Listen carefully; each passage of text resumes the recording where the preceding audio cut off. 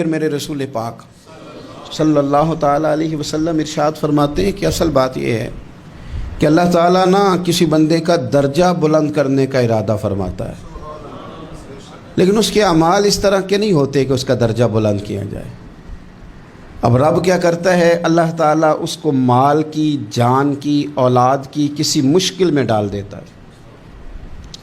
اس مصیبت پر وہ بندہ صبر کرتا ہے تو اللہ تعالیٰ اس کا درجہ بلند فرما دیتا ہے۔ اعمال اس قابل نہیں تھے کہ درجات بلند ہوں، وہ اعمال کی بنیاد پر نہیں کر سکتا تھا تو اللہ نے کسی مشکل میں ڈال کے نہ اپنے فضل سے درجہ بلند کر دیا۔ اب جو راہ طریقت کا مسافر تھا، جو سلوک کی منازل طے کر رہا تھا، جو اللہ رسول کے قریب جانے چاہ رہا تھا،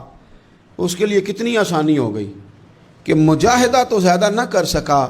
کثرت سے نفلی صوم و صلات کا بندوبست تو نہ کر سکا، تھوڑا سا صبر کیا، رب نے اپنا اور اپنے محبوب کا قرب عطا فرما دیا۔